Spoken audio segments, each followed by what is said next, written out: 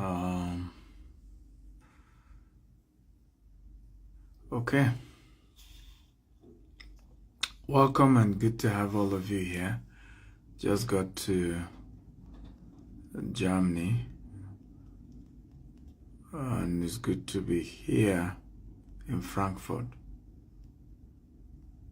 Okay, and I want to talk about something very important. Why the poor will remain poor. Okay, until mindset is fixed. Okay, so let me start by saying, tell me your name and the city you're watching me from. I'll welcome all of you, and I'd love you to please share this video and get all your friends in here. So let me start by showing you, this is Frankfurt, Germany.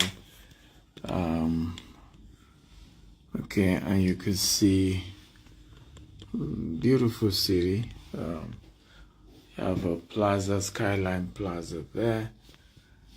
Just a few minutes from here. I'm not sure if I have time to go watch a movie. A couple of movies I would love to watch, maybe when I get to the US, right? But pretty much really a lot of projects development here. Germany is the largest economy in Europe. Okay, and of course most of the people do not even believe God exists. So the question is, Germany economy is $26 trillion. So why does Germany have a good economy? Nigeria, we are very religious, we're very prayerful, and we have a terrible, terrible economy. Now remember that Germany fought World War II and lost. And that in itself has an implication on Germany. But why is Germany the largest economy in the whole of Europe? Debbie chatting from Nigeria, Edo State. Thank you, Debbie, for joining. Please, as you're joining, tell me your name and your city. Okay, your name and the city you're joining me from. So I want to look at that topic, and I think it's important to have those kind of conversation at this phase to change our mindset as a people. Okay, why the poor will remain poor until mindset is fixed. Tolu from UK, welcome. So let me start by saying poverty is not a demon, it's a mindset. So you can't cast it out. Samson from Lagos, Emmanuel from Anambra, welcome. Charles from Anambra, welcome all of you. Remember, share this, invite more people to join us. Tell us your name and your city. Adil Legon, joining from Manchester. Thank you for joining. Poverty, please everybody type it. Poverty is not a demon. It cannot be cast out. Poverty is a mindset. Can everybody help me type this? This is the reason why bishops are poor, pastors are poor, prophets are poor, and other number of people too are poor. So Alexia from Kigali, how are you? So poverty cannot be cast out. It's not a demon. Sickness is a spirit, and you can cast it out. And we've seen that in the Bible where certain people were sick, particularly those who had infirmity, in the case of the guy who was practically mad, and demons were cast out of him and he was healed. So certain types of sicknesses can be spiritual, and and it could be a demon behind, and you can cast it out. But poverty is not a demon, it's a mindset, it's a way of thinking. It's a way of reasoning, it's a way of living, it's a habit that makes you poor. And if you're tired of poverty, you just need to start changing the habits. You just need to start changing the attitude. There's certain things you begin to put in place that you may not come out of poverty in 1 year or 2 years, but gradually you will come out. It's happened to me. I'm a proof of that. I was born poor. I grew up poor. Okay, but at some point I got this revelation that poverty wasn't a demon. I used to pray about poverty, casting poverty out.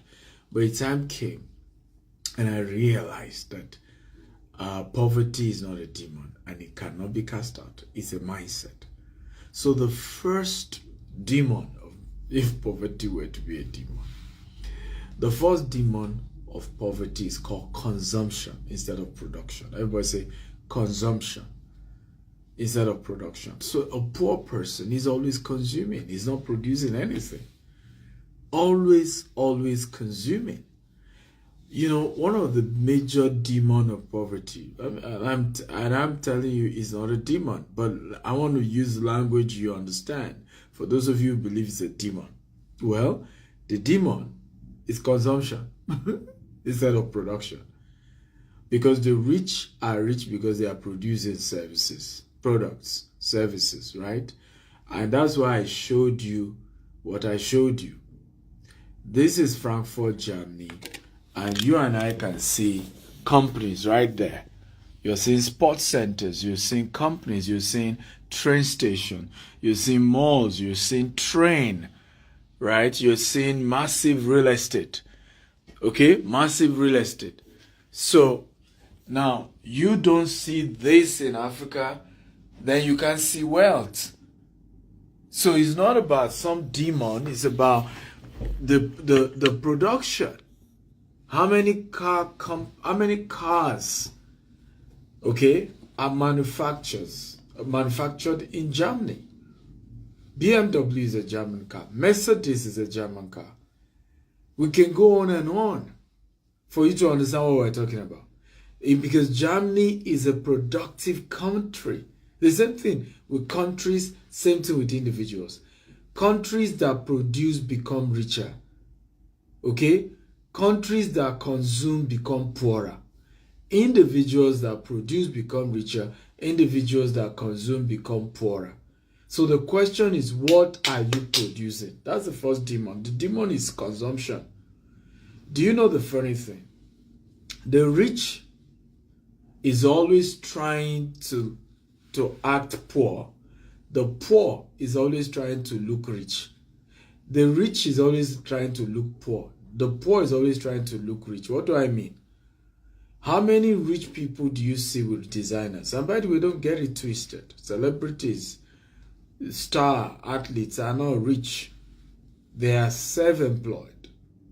Okay? They are earning what we call active income.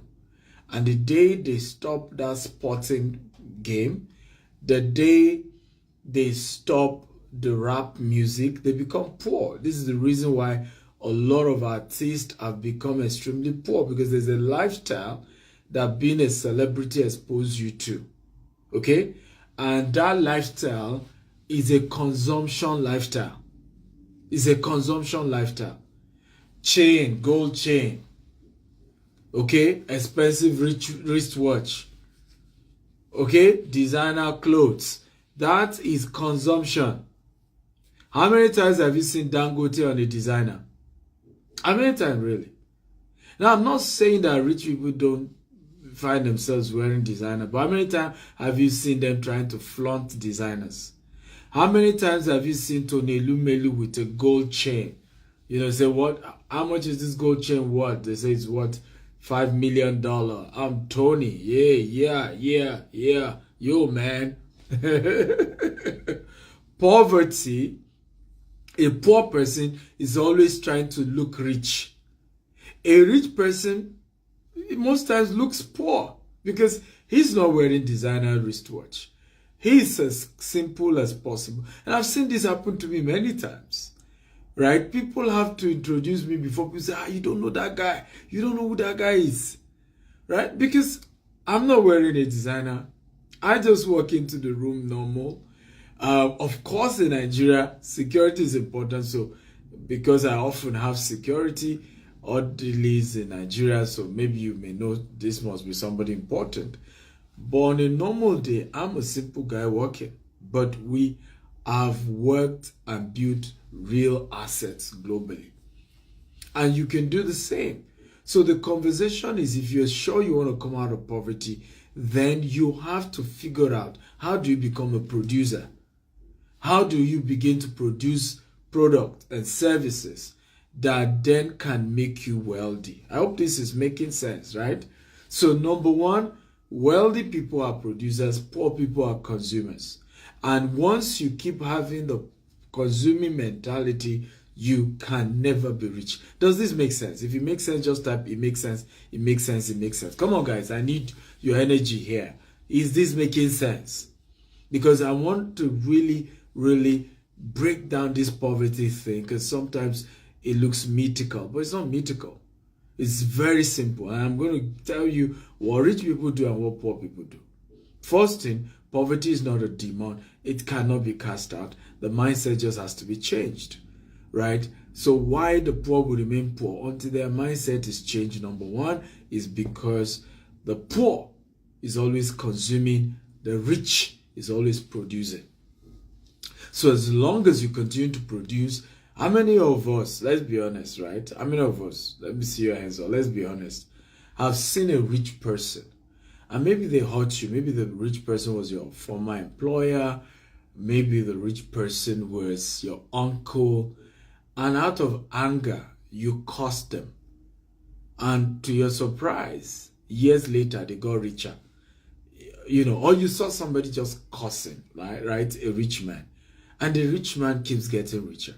If you've had such experience, come on, just say, I. If you've seen something like that, okay? Because you will literally see people cursing rich people and thinking that their curse words and the curses will catch those rich people and they're going to become poor. And to their surprise, they keep seeing those people become richer.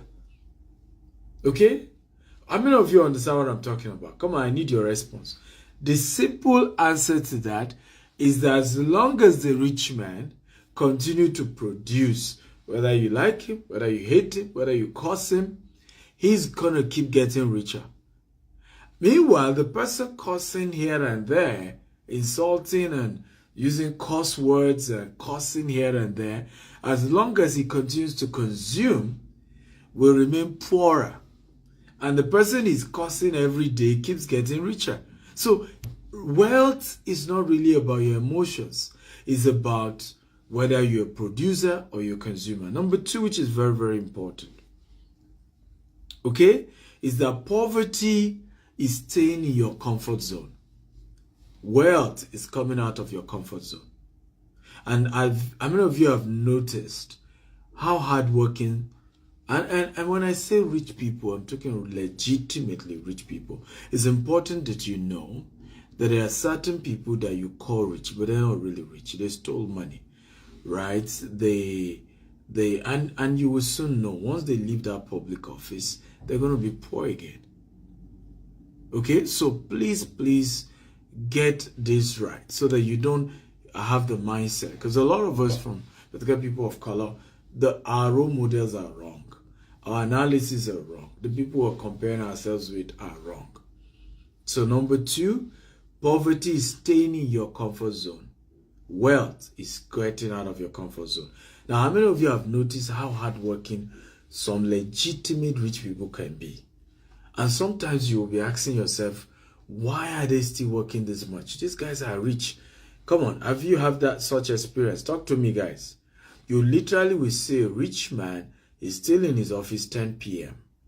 He's having meetings on Saturday. He's working on a Sunday, right? And then you see an average worker, okay? He cannot wait. Thank God it's Friday, you know. Thank God it's Friday.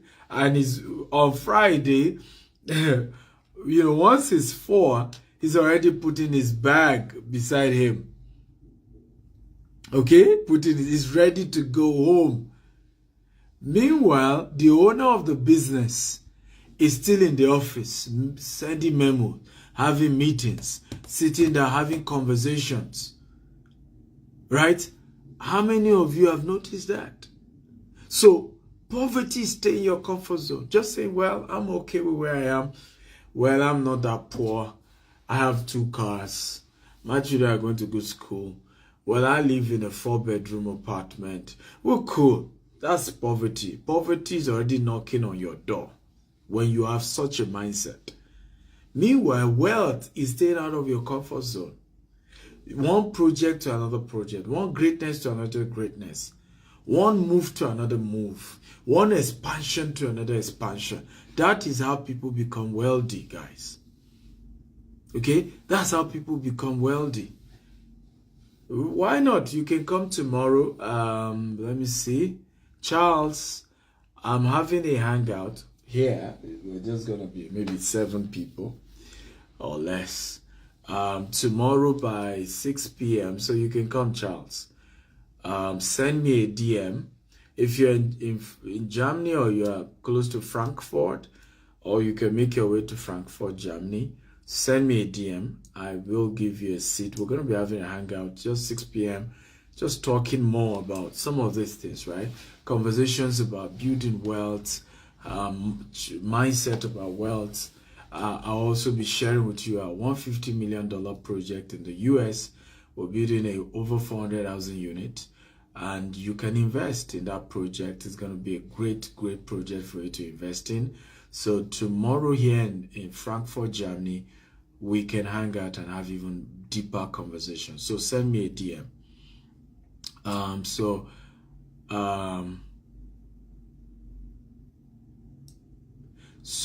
somebody said, how about getting ripped off from real estate companies? So well, send me a DM.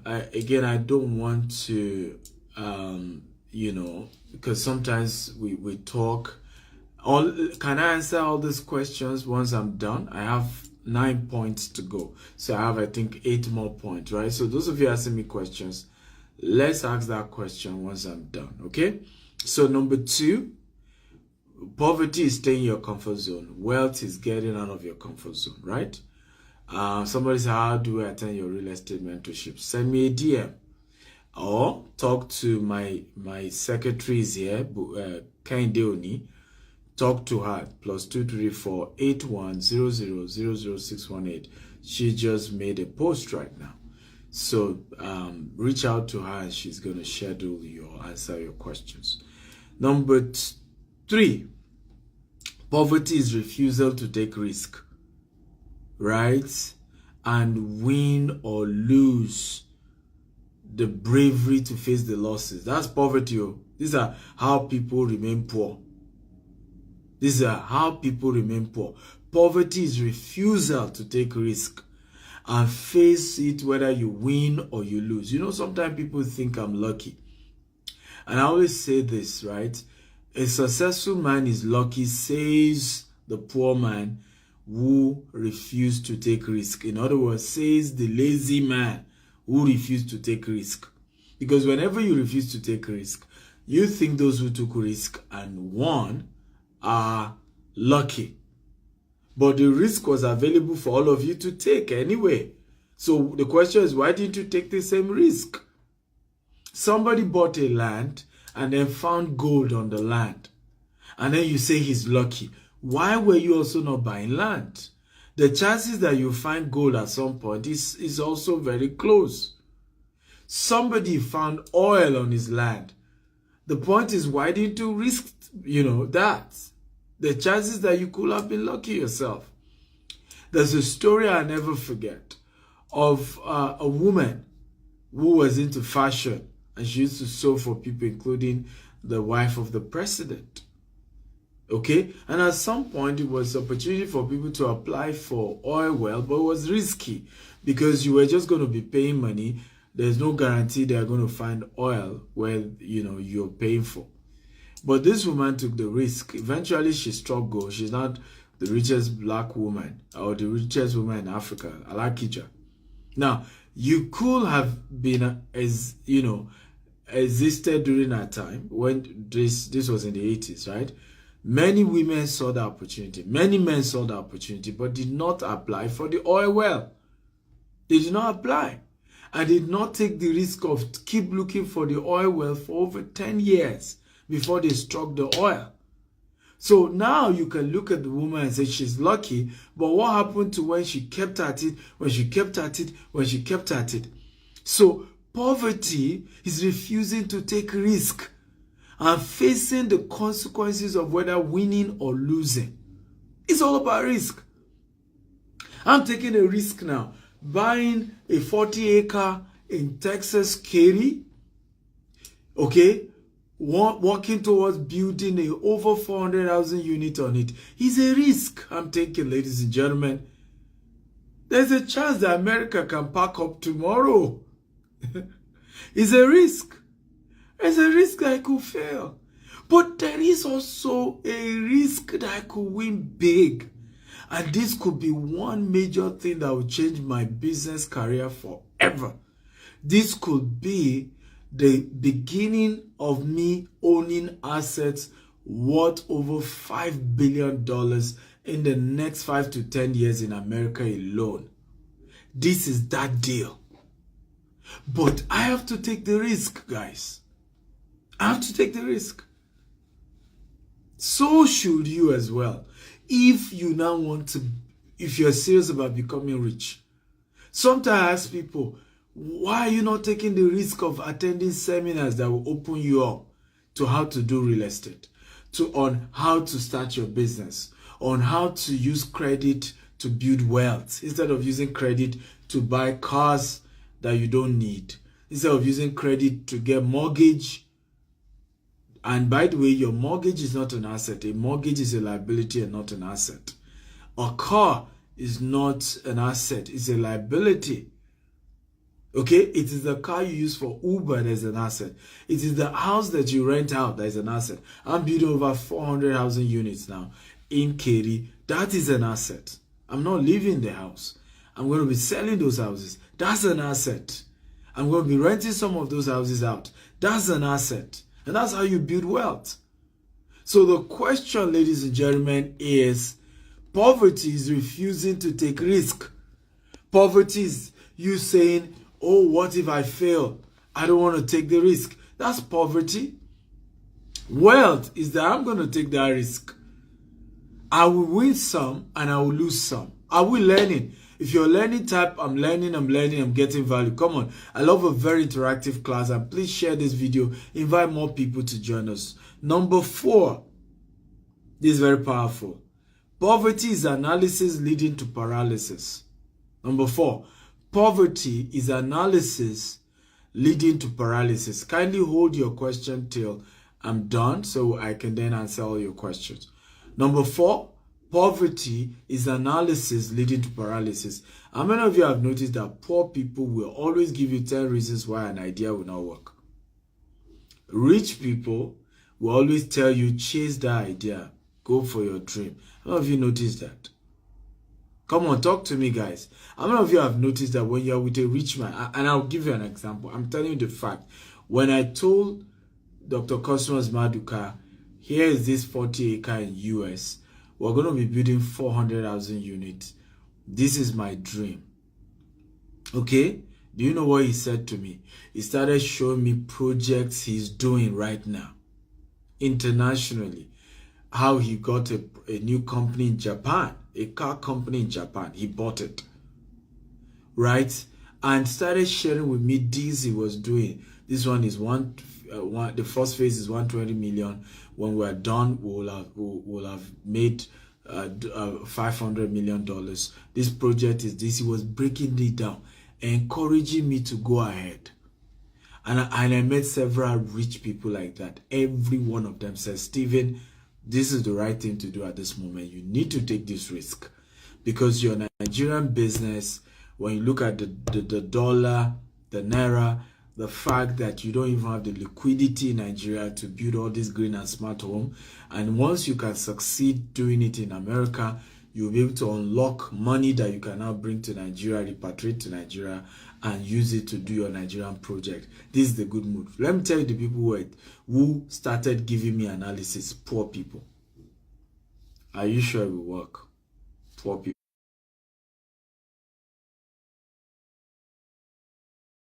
Right? And gave me Hello, are you there? What's going on? Can you hear me? If you can hear me, type I can hear you. If you can't hear me, type I can't hear you because I can't see the video and I don't know what went. Why did the video just off itself? That's funny. Okay, the devil is a liar. the video just off itself. Can you guys hear me, guys? If you can hear me, type I can hear you. So all the rich people I met that I talked about Katie project, everybody said go for it. You know, this is the right move. The only people that discouraged me were poor people. And all they were giving me were the analysis that led to paralysis. They were giving me stories of those who have failed. They were giving me what are the chances. They were asking all manner of questions, right? The rich people, and true story, but even when it comes to the investors, the rich investors, boom, they wire their money. The poor investors asked me, the only thing they didn't ask me was the death certificate of my late mom. I'm not kidding you. The big time investors, I'm talking of those who are investing $200,000 into this deal, right? One person, $500,000. Those who are ready to invest $2 million, $5 million in this deal. All they were saying is that give me time or give me the details. I'll invest at this point or I'll come in at this point. No too much questions.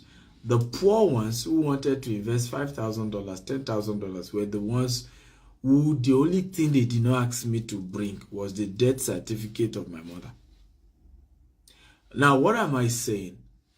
The proof that you are poor is your mindset. And one of those mindsets you will have is analysis that leads to paralysis. You will always find yourself analyzing every opportunity till you lose out of the opportunity. You always find yourself analyzing why an idea will not work. How about analyzing what if it works? One of the secrets of great people is the ability to analyze both why it may not work and analyze why it will work and get themselves obsessed about why it will work and when it works, and their energy is put into getting it to work. And I realize that it's a matter of choice in life to either put all your energy on possibility of something working or the chances that it will never work. It's a choice. But that is how you know rich versus poor. The rich is always ready to take action. The poor is always ready to analyze. Is criticizing and analysis and going over it again and again and again and again. Number 5.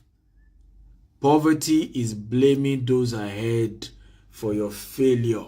That's one of the things you see with poor people. The mindset they have. Blaming those ahead. The reason we are not making it is because our leaders are corrupt. But there are some people making it even in that corrupt country.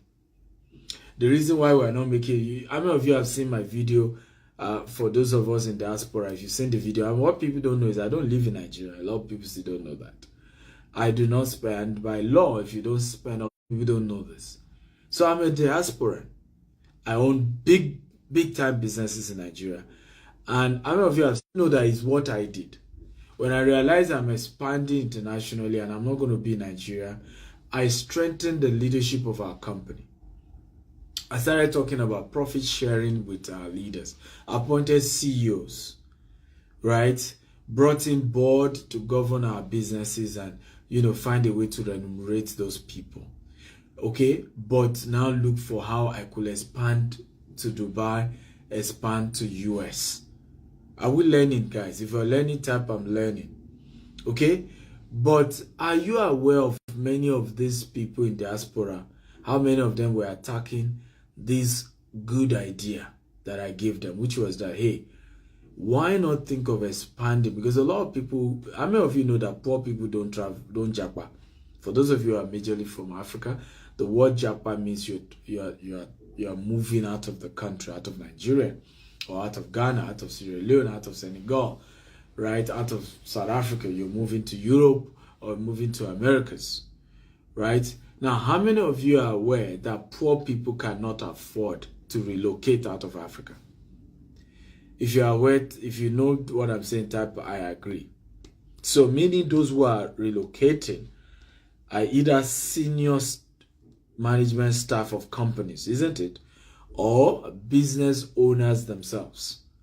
And my argument is that a lot of those who are business owners, instead of just shutting down, that's what many do. They will sell all their assets, sell all the companies they own, and take everything and say they are moving to Germany or moving to UK or moving to US or moving to somewhere else, right? And the reason when you ask them, why are you leaving Nigeria? They say, Nigeria is not working. The government is terrible. I've given up. Now, how many of you realize that the same people will then move to Germany or move to UK and start doing security job and start doing, washing dead body in mortuaries? The kind of job they were never going to do in Nigeria, never going to do in Ghana, never going to do in South Africa, will never find themselves. They are too arrogant to do those kind of jobs. Now they're willing to serve tables as waitresses, right? And do odd jobs in the UK, in the US. And these were people who said they were leaving Africa because African governments have failed. And they were going to countries where the economy were better. My question is, why couldn't these people figure out a way to start as entrepreneurs in this, land flow with milk and honey that they were going? Because I did that. When I moved to Dubai, I did not go and look for a job. I made sure my business was one, and you can go and watch my YouTube videos, right? How you need to structure your company so that it can go global. Number one, I made sure my product was universally needed, real estate. People will need real estate in Germany the same way they need it in Zambia, the same way they need it in Houston, the same way they need it in China. You will always need real estate. So I made sure I was in a business where you will always need my services anywhere in the world I go. Number two, I made sure I got trained in those countries before I left. So I started, studying real estate with Harvard University. I started getting exposed. In fact, I started selling Dubai products before I left Nigeria. Before I opened our Dubai office, we had started selling properties in Dubai. So why can't other Africans who are living in Africa do the same? Now, where am I going? Poor people always find who to blame. Rich people take personal responsibility for their lives. That's why I said poverty is a mindset. And for those of you just joining us, welcome, welcome, welcome. This is a conversation about that poverty is a mindset. It's not a demon. Poverty is not even something negative. Sometimes when you say you're a poor person, you are angry, you want to fight the person. No, the person just says there's a mindset that has kept you poor. Okay? And we're breaking down each of these mindsets one by one. One of the mindset that makes people poor is the blame mindset. Always looking for who to blame. Everybody is to be blamed for why you're poor except you. Everybody is the problem. The government is the problem. Your employer is the problem. Your wife is the problem. Your cousin is the problem. Your cousin, your nephew, your in-law, everybody is the problem except you. Everybody. I meet people who tell me, and I say to them, I remember meeting a gentleman in Dubai. He came to meet me at the golf course. He follows me online like a lot of you do. And the gentleman, I said, how long have you been in Dubai? He said, I've been in Dubai for 3 years. I said, good, good, good. So how much have you saved from this your work? He works in a car wash. He washes cars in Dubai, right? And I said, how much have you saved from washing cars? He said, 0. And I looked at him, really, really angry. I was so angry for him. I said, why haven't you saved anything? He said, well, the little he makes, he has to pay his rent and all of that. And that the remaining, his uncle was very helpful for him. And that the uncle is always demanding money all the time. And so every month he's having to send money to his uncle. and every little money he has left after he pays all his bills, he sends to his uncle, who then use it to take care of his family. I then looked at him, I said, but this is insane. You're young, you're not married, but very soon you need to get married. Very soon you need to have, your own apartment, bigger than what you have. You need to have savings to take care of the new family you're having. You need to also build wealth for yourself. The Bible says a good man leaves an inheritance for his children's children. You have to build something for you. What's going on, gentlemen? And he said, well, his uncle is always blackmailing him. And this is where I'm going. Even if your family members are the reason you're poor, for those of you in diaspora, it's your fault. Because why haven't you trained yourself to be able to say no? I had to do that. I did that even to my biological father. Years ago, and it's in my book, The Billionaire Habit is one of the books I've authored. You should go get all my books. They're all on Amazon. They're going to add value to you. These are powerful books you start reading. And I shared in my book how my dad, I'll go visit my biological father. He gave birth to me. And my dad will have taken loan from neighbors. Okay? And will be enforcing that I and my brother have to pay the loan. And sometimes he will even, try to blackmail me into that. The neighbors he took that loan from said they know me. I've always been on social media.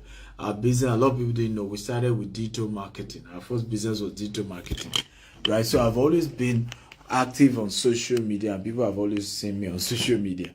So my dad will say to me, these people even know you on social media. They say they see you, you're a big guy on social media.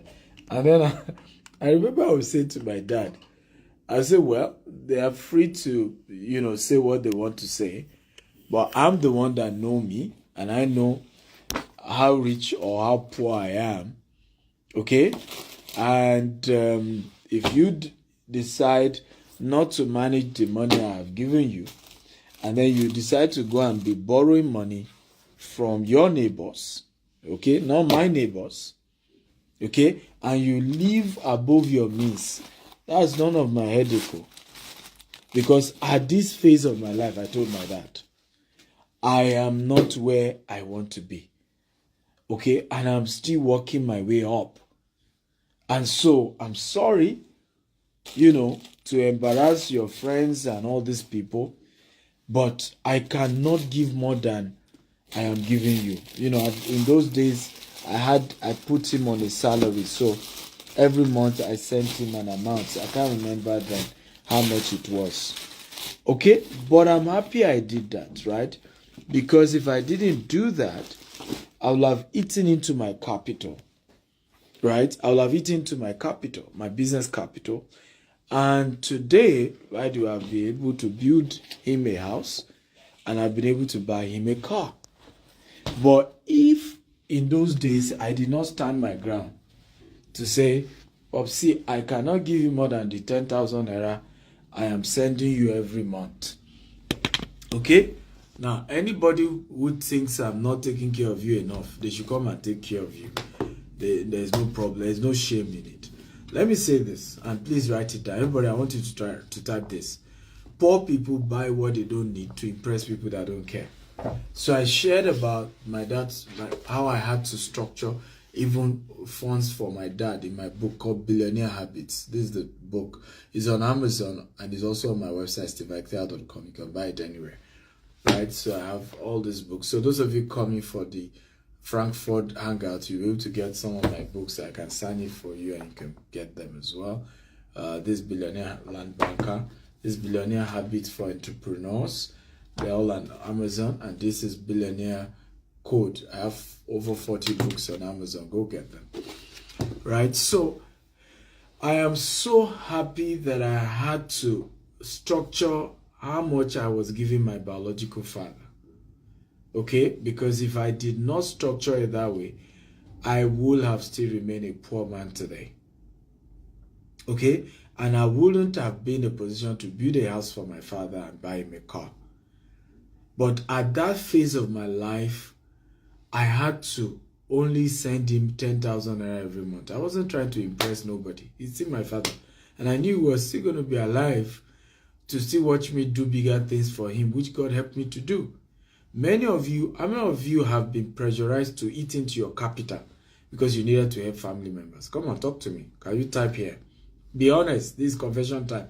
How many of you have been pressurized, to eat into your capital for your business, because of family members' pressure? Stop it. Because ultimately part of why people are poor, is because they mismanage their fortune, and then they continue to blame family members for it. But it was your choice. You could have said no, like I did. My no had to be to my dad. I said no to my dad. I'm sorry. I am building wealth now. I can't give you more than 10,000 every month. If you go above that, you have to figure out a way to pay it. But I can't give you more than that. Today, that story has changed. Is this helpful? If this class is helpful, type very helpful, very helpful. Number 6.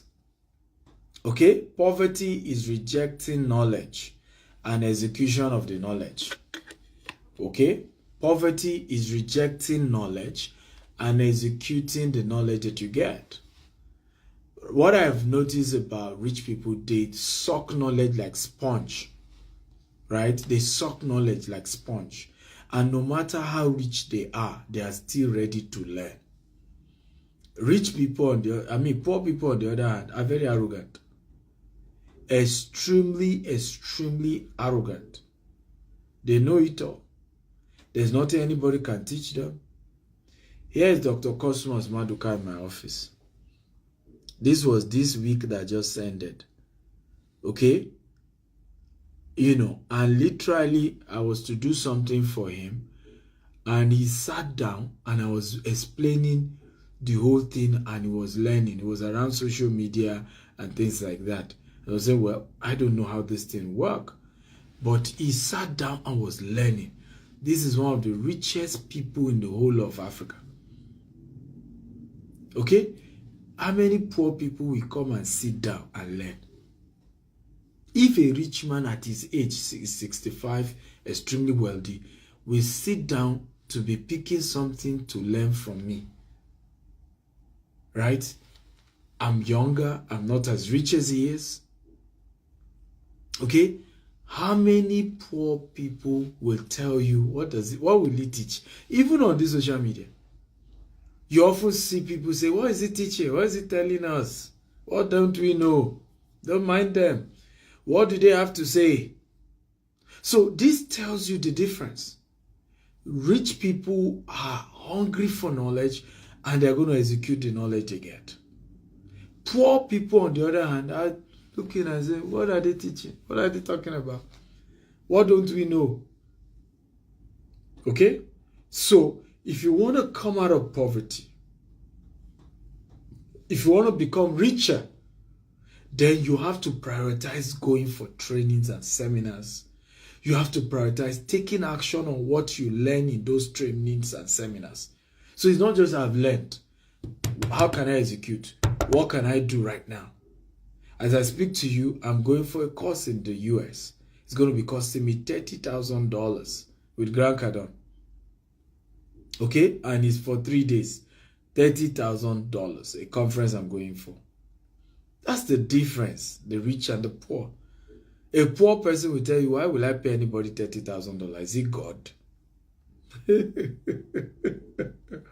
But that's why you are where you are. Right? That's why you are where you are. Oftentimes people,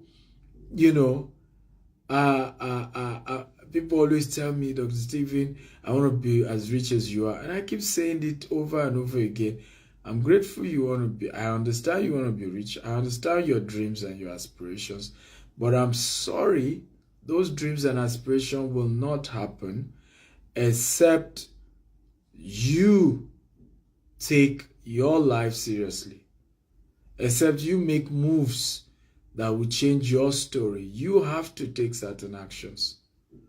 You have to turn your life around. You have to make moves that will make things change. But part of those moves is learning and learning and executing what you have learned. Number 7 or number 8, poverty is false evidence appearing real, and wealth is faith. Poverty is false evidence appearing real, and wealth is faith. For you to be poor, you must have always practiced fear. Fear. Just be scared. You have what it takes, but you're just scared. You just can't make the move. You just can't take action. You're just always scared. And that's why you remain poor. But the rich is ready to make move. The rich is ready to take action. That's the difference, ladies and gentlemen, between the poor and the rich. The poor will never take action. He's always scared. Dr. Stephen, I'm scared. Oftentimes people reach out to me and say, Dr. Stephen, I want to do real estate. I want to invest in real estate. I'll be okay. Well, we have this project is $1 million, or this project, is $100,000. And you see some of them say, but Dr. Stephen, I'm scared. What if I lose my money? I've been cheated before. I lost my money 2 years ago. I did this. You know what I always tell those people? My answer is always the same. If you are scared, don't do it. You know why? Because fear always attracts calamity. Faith always attracts greatness. You will always attract what you fear. Job in the Bible, Job said, what I fear the most has happened to me. Whatever you are afraid of, you attract more of it. And whatever you are brave about, okay? Whenever you show faith, then good things begin to happen to you. So I always tell people when they tell me, I want to do investment, but I'm afraid. I've said, you know what? Don't bother do the investment. Some always claim I'm arrogant, but it's the truth. Because let your fear not be what will rock the business opportunity we are doing. I say this even when it comes to employees. I always say, we remember the story that happened to Jonah in the Bible. Right? There are certain people who must not be in your boat. Those people are those who are always afraid. Don't add them to your boat. Anytime you see people are scared, don't add them to your boat. They are going to make your boat sink, because they will manifest their fear, no matter what. So anytime people want to invest in our company and they're telling me they're scared, my answer to them is don't bother do it. Because you will be the one to bring your fear to pass. I know of a real estate deal we did in Ibejuleki, right? And this was one of the best real estate deals we've ever done. But one of those guys is always scared. At the end of the day, okay, weeks to the coastal road being done, the guy asked for refund. Now he's trying to say he wants to come back. I've told them, I said, no, we're not giving him his refund. Let him collect his money back. When he now saw, weeks to the coastal road, now that he saw the video that the road had been done, that this is a big time deal, he wants to come back on the deal. And I've told my people, we are not putting him back. He's ready to pay more money. He's ready to now pay the development fee. He has refused to pay all this while. He now wants to pay it. I said, no. You took us to court. You took us to court. You took us to court. Right? Because of your fear. So what I've learned over time when it comes to investment, when people are scared, I don't want to do business with them. Because even when we're about to touch gold, these people, their fear is making them to drag us back and take us backwards. Because they've always been scared anyway. And sometimes the people who make you to be afraid are your lawyers. You know why? Your lawyer himself is not an investor. Isn't that amazing? That many of us have lawyers who they themselves have not invested. Some of you have lawyers who have never done investment real estate in their life before. Except that they bought a house that they live in. Come on, talk to me now. Now, you want to go to that same lawyer to guide you on how to make an investment in real estate. Do you see where we miss it? And when things look shaky, you expect that lawyer to tell you to hang in there. He's the first one to say, don't do it. No, no, no. I told you. I warned you. I warned you. It's risky. Well, he's going to tell you it's risky because he's never done it for himself. This is the reason why I tell people, never get into an investment without a mentor who is more successful in that investment. Else, you will discourage yourself out of a good deal. You will discourage yourself. Something that is good, or you will still discourage yourself out of it because you are not surrounding yourself with people who are doing the same.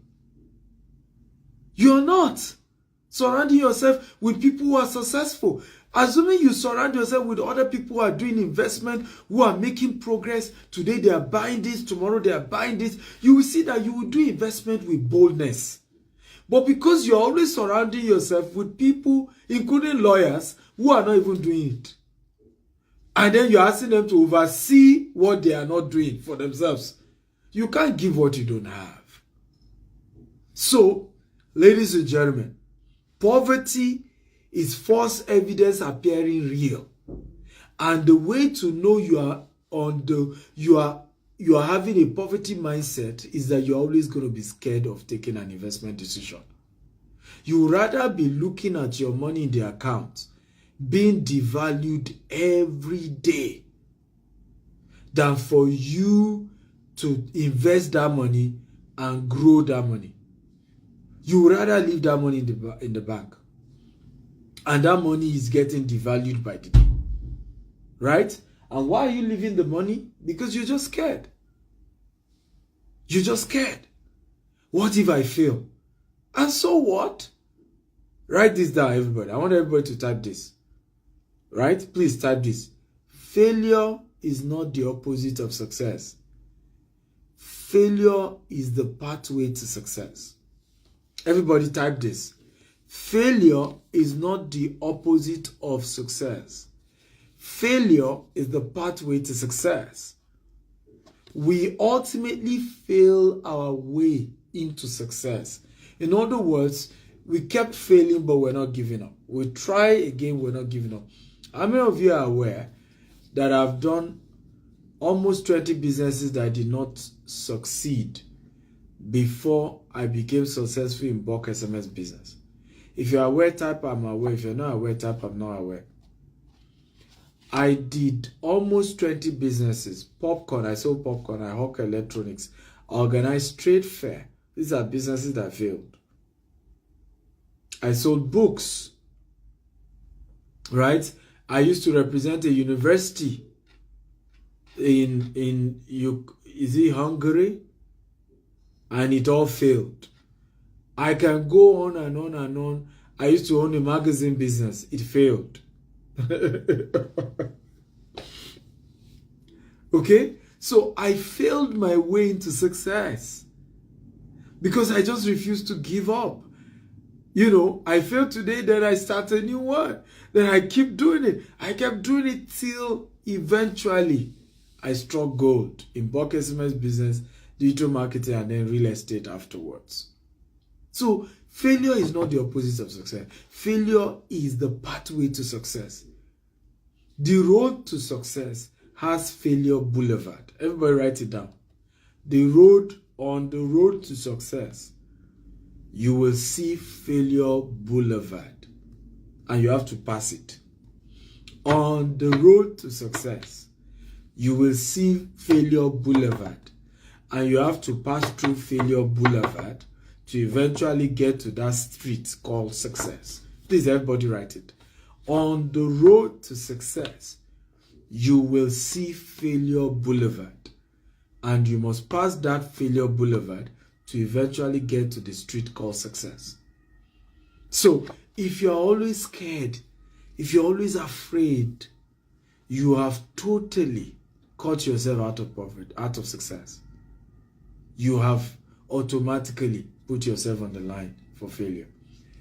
Number 9, poverty is lack of mentorship. Everybody writes it. Number 9, poverty is lack of mentorship. Anytime you see people who have failed and who are poor, they lack mentors. And I'm saying mentors in their field, not spiritual mentors. Mentor on this topic wealth.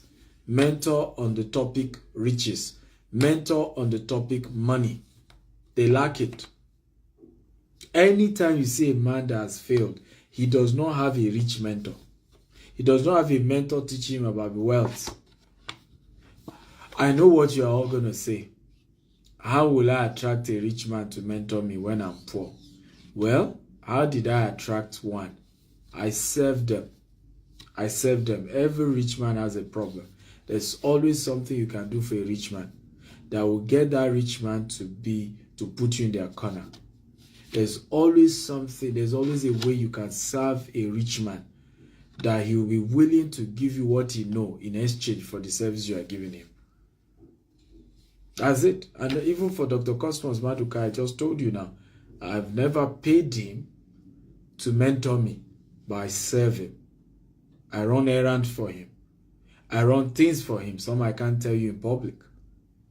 Okay? And in exchange, he gladly opens his door to teach me one or two things. I don't go to him to ask him for money. I've never asked him for money.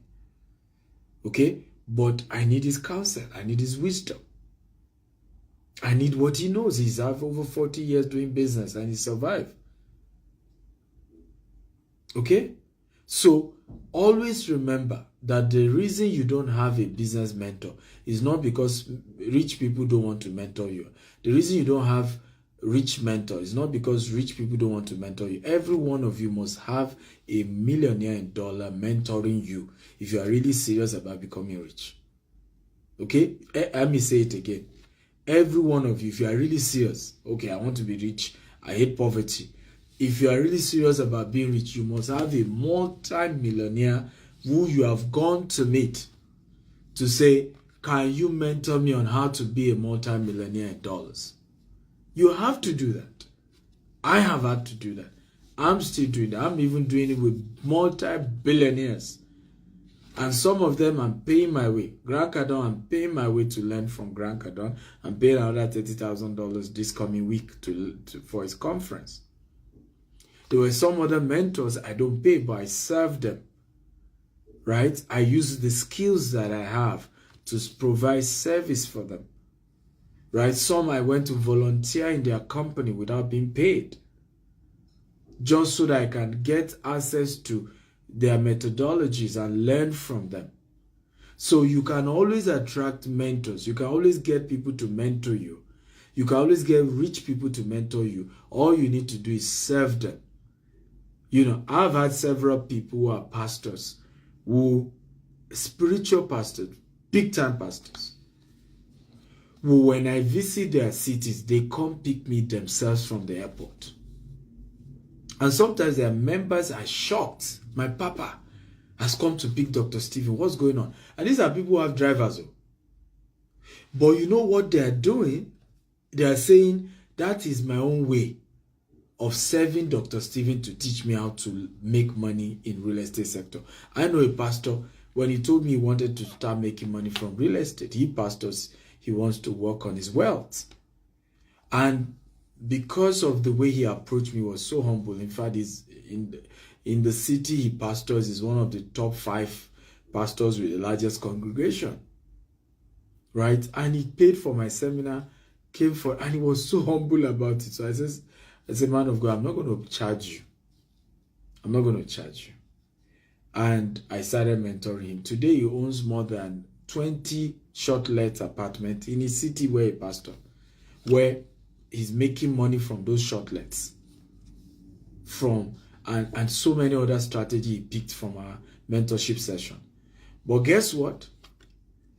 The way this person serves is that whenever I'm around, he comes picks me. He makes sure I'm comfortable. Right? I remember one day I was to speak in a place and he decided to drop me there. Right?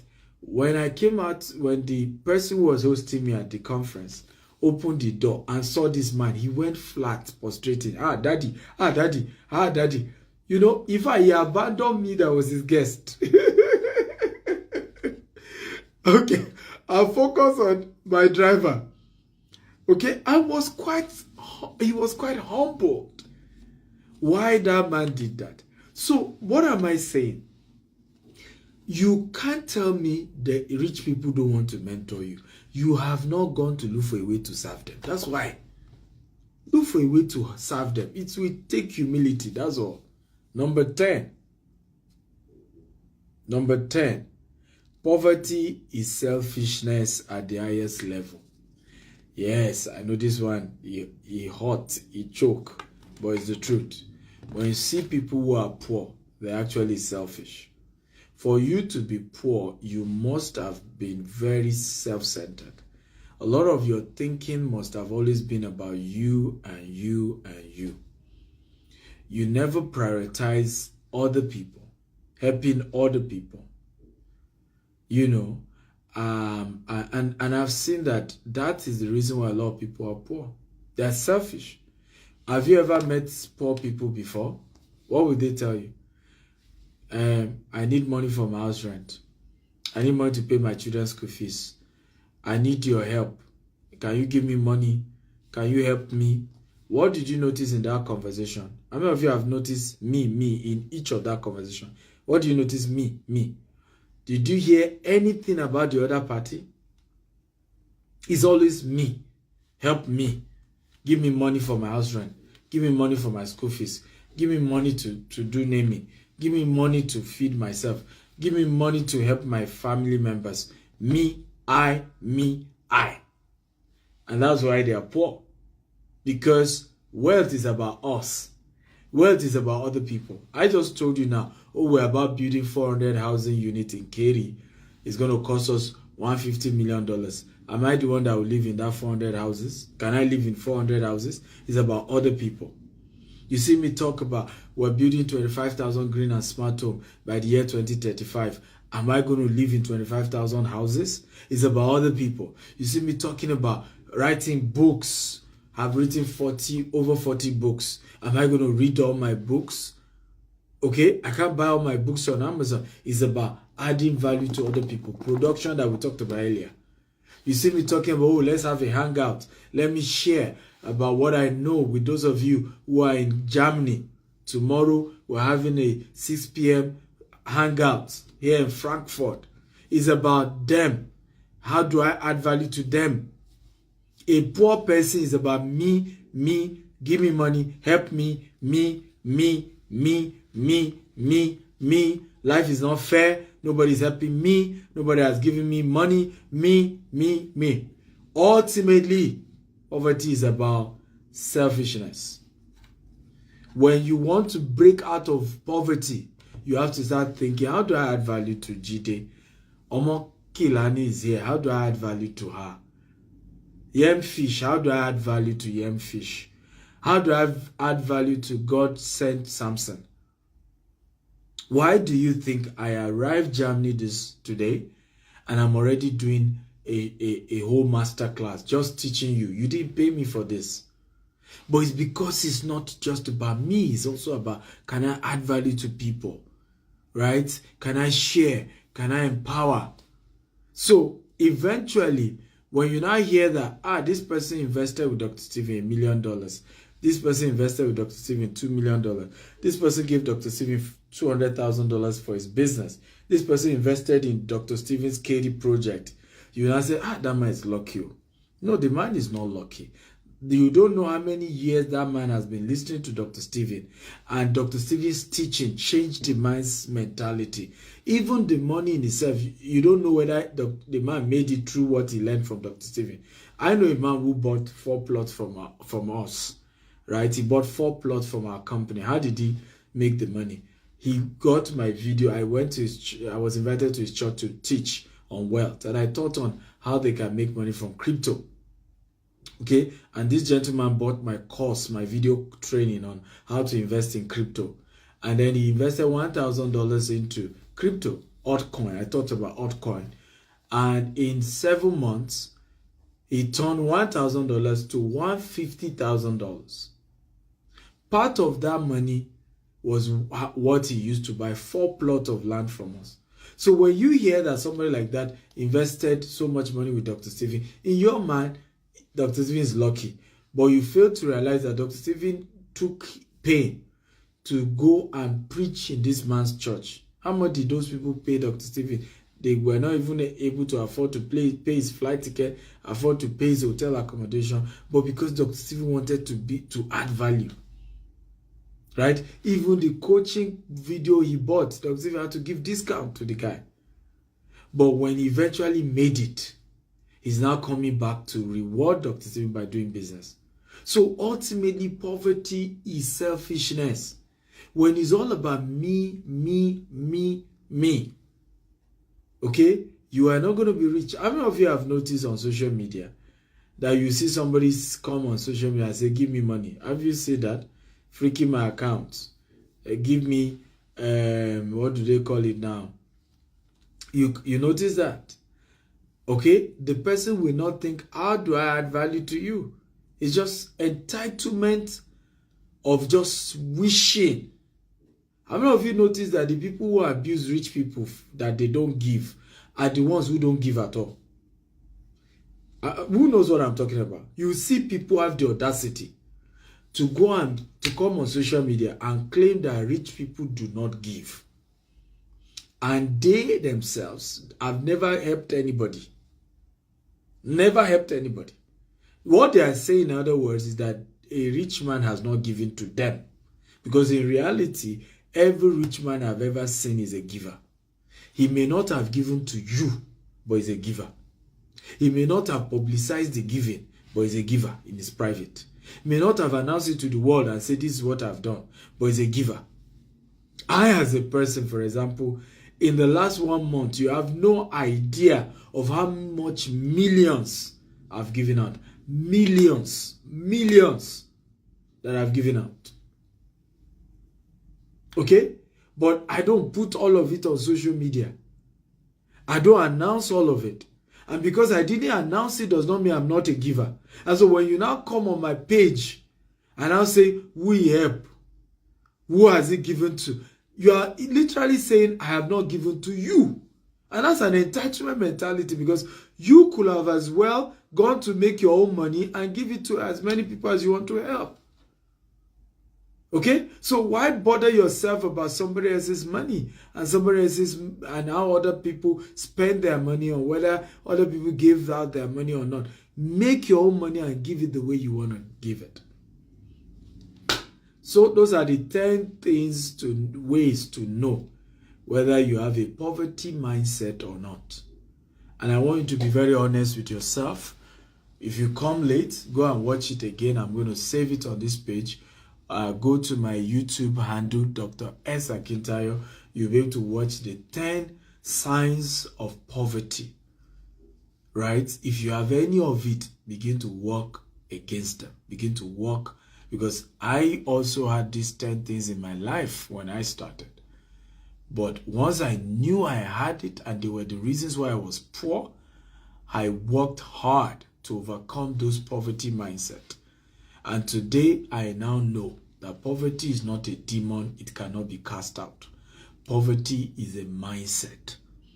And you can only overcome poverty by having the right knowledge and then working hard on delivering yourself from those poverty mentalities that you have. Are you blessed today? Come on, if you're excited about today's session, show some excitement. Guys, show some gratitude. I've just spent over an hour with you for free. Show some gratitude, guys. Come on, come on, come on. It's part of what I teach people, that one of the poverty signs is that rich people are very grateful. Poor people are never grateful. Poor people, they just want you to do more. Have you ever given somebody money and he says, is that all? Who knows what I'm talking about? Or you give somebody money and say, can you give me more? And then the next month he comes back asking for more money as though you never did anything before. That is poverty. Rich people that I know, sometimes I get embarrassed the way rich people thanked me. There's a man I did a portrait picture for. This man is what, let's not say what, but does business, transactions into oil business. does transaction at least to the tune of tens of billions of dollars because it's into oil. And I just did a portrait. How much? The portrait, it was not even up to 5 million naira. You need to say how he was thanking me for the portrait. Right? He was just so grateful. Now, this is a man who can just do it like this. But rich people are grateful for every little thing. Poor people don't care. Right? Someone is asking, when will I be in the US? I will be on Sunday. I'm having a hangout for all of you in Washington, Maryland, DMV area. I'm having a hangout just like this on Sunday. And then I'm having another one in Florida. Then I'm having another one in Houston. Then I'm having another one. I'm still thinking maybe I'll do Indianapolis or one of these places, right? But yes, those are my movements. So those of you who have questions, you can ask your question now. So I have Aviv Skin Care Backup says, I know how much I will pay to hear this in a seminar. Thank you for doing it for free. You're welcome. You're welcome. So if you have questions now, all of you were asking me questions earlier. You can ask your questions. I'm ready to take those questions. And we go. Questions?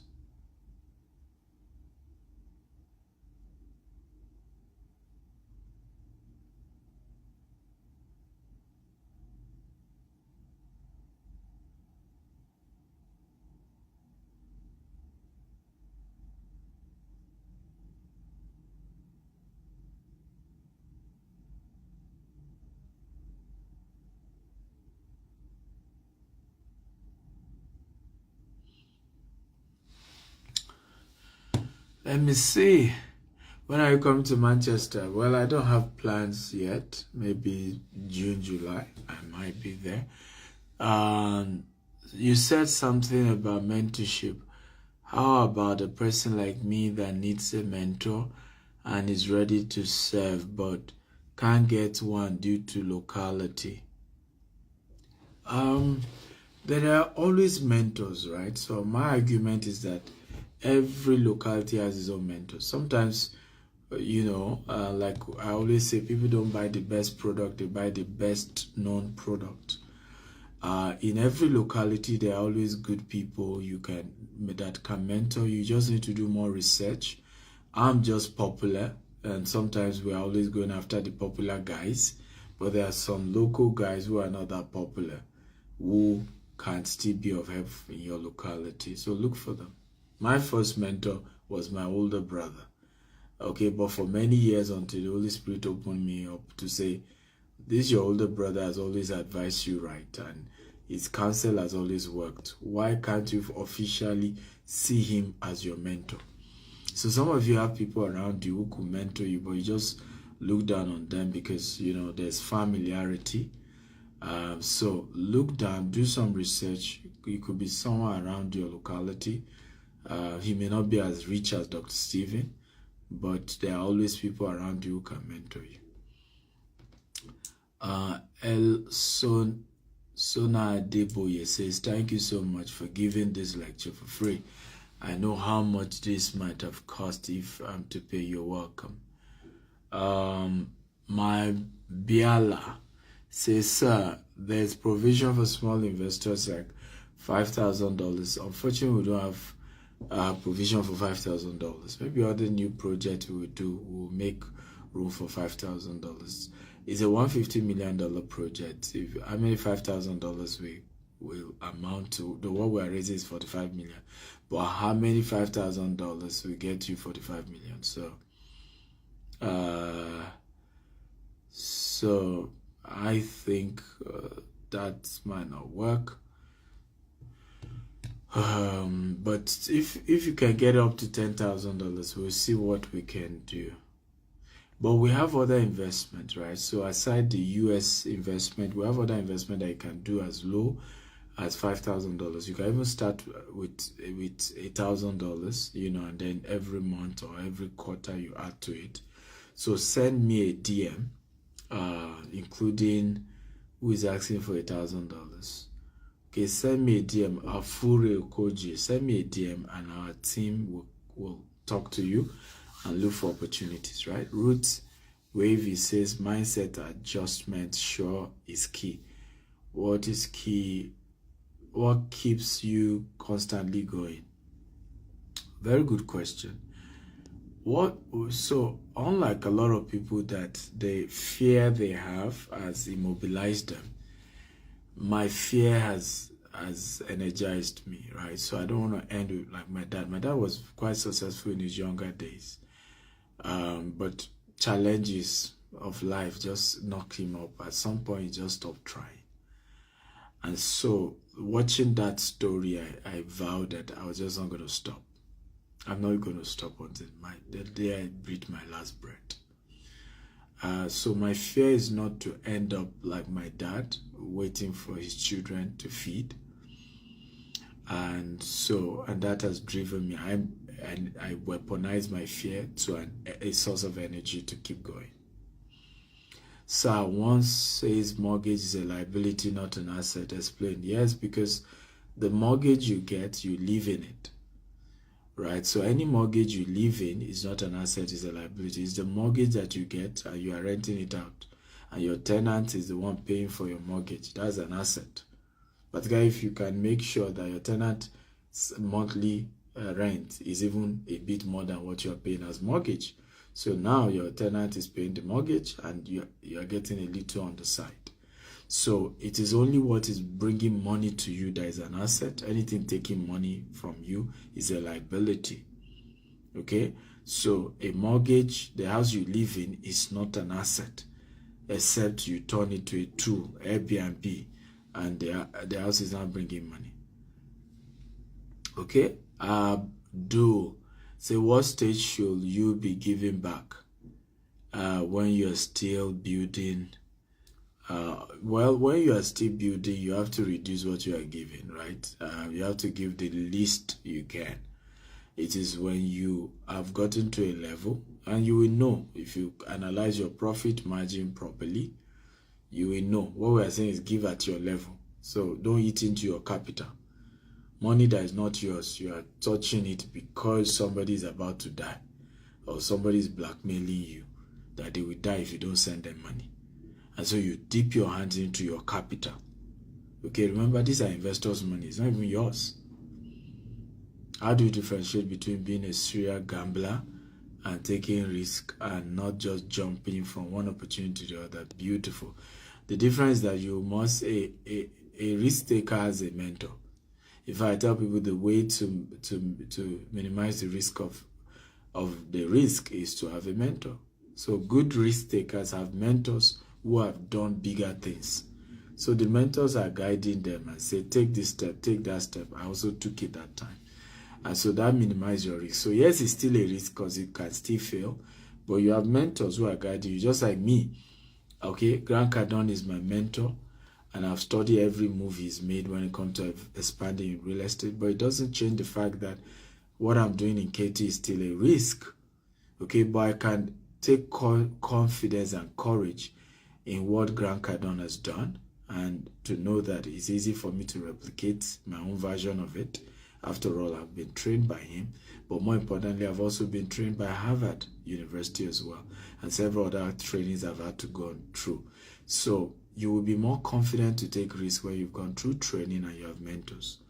Is land banking a good way to grow your asset? I mean, what kind of question is that? That's how I became a billionaire. It was through land banking. The lands I bought, 1,000 plots, 300 plots, 5,000 plots, as low as $250 per plot. Today they are now going for $50,000 per plot, $100,000 per plot, $25,000 per plot. That's how I became rich. It's land asset. Okay? I love you all. Tomorrow I'm doing Ask DSA, so don't miss it. I'm just going to be taking questions. So get ready for it, and you can bring all your questions tomorrow. So I will take a lot more questions tomorrow. I love you all. I want to thank all of you for joining today's class. Remember to share this with your loved ones.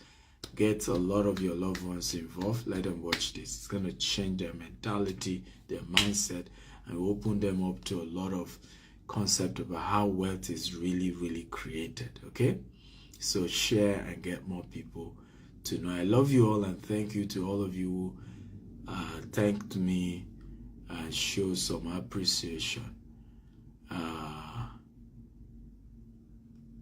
In C, Ice Rope says, I paid 7.5 million, 8 months is now 1.5, it's now 15 million. You see now, so a lot of testimonies are here about what I'm teaching. I love you all. Good night from Frankfurt, Germany. Bye-bye.